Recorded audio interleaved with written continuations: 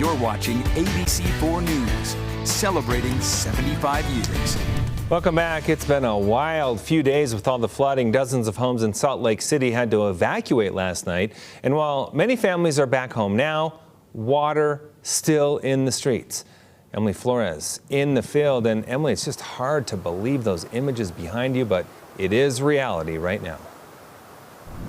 It is reality right now, Glenn, and we are showing you what many people are coming to take pictures in their very own video of, because it's just so unusual to see a river in what is normally just a little parking lot and flowing across the street and down into a waterfall form into the Immigration Creek. It is a sight to be seen here in Salt Lake, and again, the beginning of probably much more flooding as they're anticipating. Now, not only are we talking about the flooding that's taking place, but also this snowmelt is causing mudslides.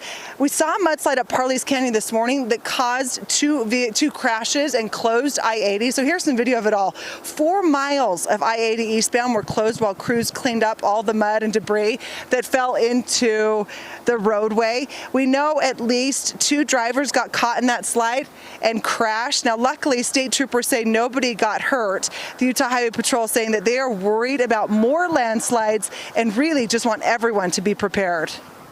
Just be patient with us. This is not something that we wanted. It's not something that we planned. So we ask drivers to be patient. Let's go this way. All right, and today the Department of Natural Resources said that they are managing 100 active landslides that are happening across the state. Now, saying that these are serious events and serious times. Troopers telling us that it was rare to have such a big landslide in the canyon, especially one that went across an entire freeway in Parley's Canyon. So this is an evolving situation as this snow continues to melt. Landslides, mudslides, rock slides, they're monitoring all of it. Now, as we are back here live in Salt Lake City, we do want to make mention there's a lot of effort to go into really trying to direct these waters down into the creek rather than into people's properties. Joining me here is Kenny Rigby, who has been here monitoring the situation. We were chatting with you just a minute ago. You have been standing next to these sandbags watching the water flow. What is the job that you're out here today to do? So our job here is to make sure that it does not cause any more trouble, and we're going to keep it within the barriers and the sandbags so it goes down into the creek, because any second now one of these sandbags could collapse, a Jersey barrier could shift, and we want to make sure that it does not cause any more flooding into any more people's basements. We'd rather be keeping it in a contained section so it flows down into the creek, and we'll also make sure that the creeks are clean because we don't want to have any more backups along down the river. That would be bad. This is the full shift. You are going to be monitoring this area specifically here today. Exactly. Yeah, we've been here for the past 2 days, keeping track, making sure that it's all contained within the barriers.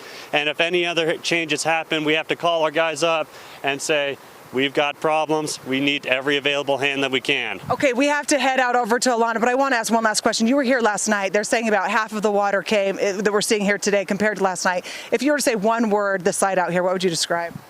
Catastrophe. Kenny, thank you so much for your work, for your effort, for monitoring this for all of us. Alana, that's how the situation is here live. Let's send it back to you, though, for a look at the forecast. Now, not a surprise to hear that word, Emily, when we have a muddy mess in Salt Lake County. Now, we don't have any flood warnings or alerts in northern Utah, but a newly issued flood warning in eastern Utah. The Dolores River runs into the Colorado, and due to snowmelt, a new warning now posted for that area. Kanab Creek was running high earlier today. You notice it here. Judy Keel catching that video. Muddy waters down south, but we're dealing with it in the north, where we started the day with snow and avalanche. LCC, here we go again. UDOT showing that avalanche and these conditions not going away. The snow is coming down in Logan and northern Utah, starting with that sloppy spring snowfall as a cold front moved through the state. Right now, we're tracking that moisture, which is in south central and eastern Utah. A few thunderstorms embedded in there. Let's zoom in. You can see towards Kane County, north of Kanab and Garfield County,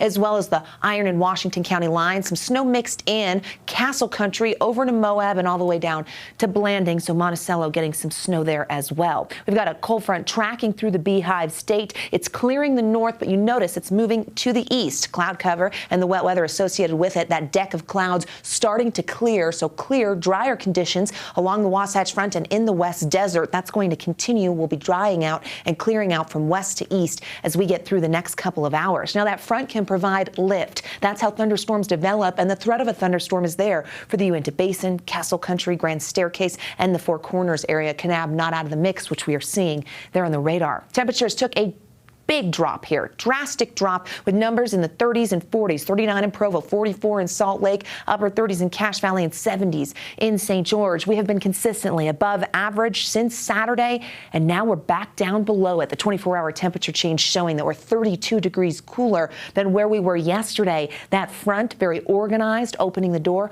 for northwesterly flow, but throughout the state, we're cooler. Now, we don't stay that way, and that's a problem because this cooler air can oftentimes slow some of that snow melt, but we watch as the warming trend in our valley climbs yet again above average. So the flooding concerns still looming. FutureCast shows us how the front will make it to eastern Utah, keeps things active in the Four Corners and southeastern Utah through ABC4 News at 10, and even for the morning commute. So we will see some heavier rain towards Moab and in the Blanding area and over Lake Powell for the morning hours. Now we'll stay slightly unsettled with northwesterly flow, but overall throughout the state, temperatures by 8 p.m. tomorrow, well, we'll be warming from where we were today, and we will be drier and quiet. High pressure does set up, anxious to set up as we roll into our weekend, and that will assist in that warming trend and the incline in our daytime highs. Tomorrow, slightly warmer, again from where we are, 51 as we sit in the mid-40s. 40s in Logan, 50s in Price, 68 in St. George. Let's zoom in and you find your city, and you're going to notice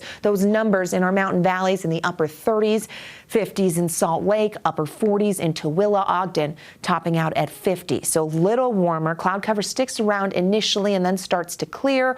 We've got 40s and 50s throughout central Utah and down south. St. George hit 68. They have had their first 90-degree day this year, and we've dropped. They're only going to be in the 60s for tomorrow.